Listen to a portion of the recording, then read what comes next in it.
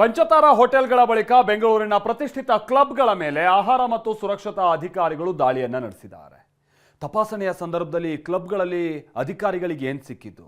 ಲಕ್ಷ ಲಕ್ಷ ಹಣ ಪೀಕಿ ಮೆಂಬರ್ಶಿಪ್ ಮತ್ತೊಂದು ಅಂತ ಈ ಕ್ಲಬ್ಗಳ ವ್ಯವಹಾರ ಇರುತ್ತಲ್ಲ, ಬಟ್ ಅವರ ಕಿಚನ್ ವ್ಯವಸ್ಥೆ ಅಸಲಿಗೆ ಹೇಗಿರುತ್ತೆ ಗೊತ್ತಾ?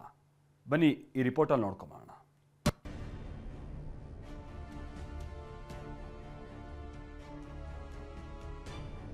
ಪ್ರತಿಷ್ಠಿತ ಕ್ಲಬ್ಗಳ ಅಡುಗೆ ಕೋಣೆಯಲ್ಲಿ ಎಲ್ಲೆಂದರಲ್ಲಿ ಬರೀ ಜಿರಳೆಗಳೇ ಕಾಣ್ತಿವೆ. ಕೊಳಕಾಗಿರುವ ಡ್ರಮ್ಗಳಲ್ಲಿ ಅಡುಗೆ ಪದಾರ್ಥಗಳನ್ನು ಸಂಗ್ರಹಿಸಿಡಲಾಗಿದೆ.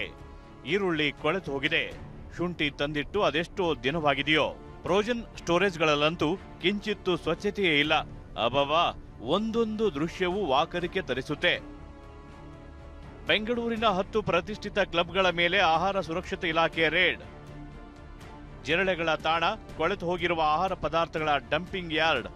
ಬೆಂಗಳೂರಿನ ಪ್ರತಿಷ್ಠಿತ ಕ್ಲಬ್ಗಳು ಕಸವನ್ನ ಹಾಕೋ ಡಂಪಿಂಗ್ ಯಾರ್ಡ್ನಂತೆ ಭಾಸ ಆಗ್ತಿವೆ.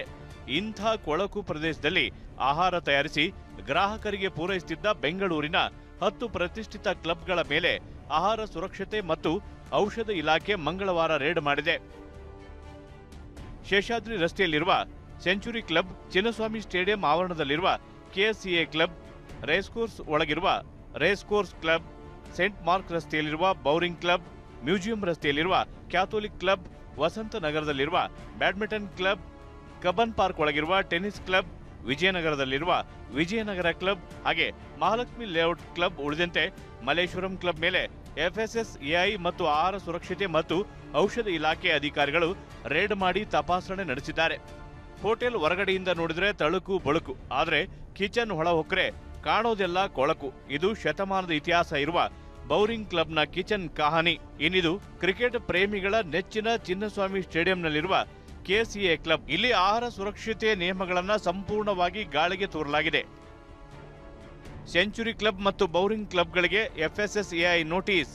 ಆರೋಗ್ಯ ಸುರಕ್ಷತೆ ಮತ್ತು ಗುಣಮಟ್ಟ ಇಲಾಖೆ ಅಧಿಕಾರಿಗಳ ದಾಳಿ ವೇಳೆ ಅವಧಿ ಮೀರಿದ ಮಾಂಸ ಪತ್ತೆಯಾಗಿದೆ. ಹೀಗಾಗಿ ಸೆಂಚುರಿ ಕ್ಲಬ್ ಮತ್ತು ಬೌರಿಂಗ್ ಕ್ಲಬ್ಗೆ ಎಫ್ಎಸ್ಎಸ್ಎಐ ನೋಟಿಸ್ ಜಾರಿಗೊಳಿಸಿದೆ. ಇನ್ನು ದಾಳಿ ಬೆನ್ನಲ್ಲೇ ಇವತ್ತು ಸುದ್ದಿಗೋಷ್ಠಿ ನಡೆಸಿದ ಆರೋಗ್ಯ ಸಚಿವ ಯುಟಿ ಖಾದರ್, ಕ್ಲಬ್ಗೆ ಬರೋರು ಸೂಟ್ ಹಾಕಿದ್ದಾರಾ ನೋಡೋದಲ್ಲ, ಕಿಚನ್ಗಳನ್ನ ನೋಡ್ಕೊಳ್ಬೇಕು ಅಂತ ಖಡಕ್ ವಾರ್ನ್ ಮಾಡಿದ್ದಾರೆ. ಚಪ್ಪಲ್ ಹಾಕಿದಾನ, ಶೂ ಹಾಕಿದಾನ, ಅಥವಾ ಲುಂಗಿ ಇಟ್ಟಿದ್ದಾರ ಅಥವಾ ಸೂಟ್ ಹಾಕಿದಾರ ಅಂತ ನೋಡೋದಲ್ಲ, ನಿಮ್ಮ ಕಿಚನ್ ಅನ್ನು ಸ್ವಲ್ಪ ನೋಡ್ಬೇಕಂತ ನಾವು ಇವತ್ತು ಹೇಳಲಿಕ್ಕೆ ಬಯಸ್ತೇವೆ. QR ಕೋಡ್ಗೆ ಆ ಸ್ಕ್ಯಾನ್ ಮಾಡಿ ಕಳಿಸಿದ್ರೆ ಅಧಿಕಾರಿಗಳು ಅವ್ನು ಹೋಗಲೇಬೇಕು, ಅಲ್ಲಿ ಸ್ಯಾಂಪಲ್ ತಗೊಳ್ಳೇಬೇಕು, ಅದನ್ನು ಕಲಿಸಲೇಬೇಕು.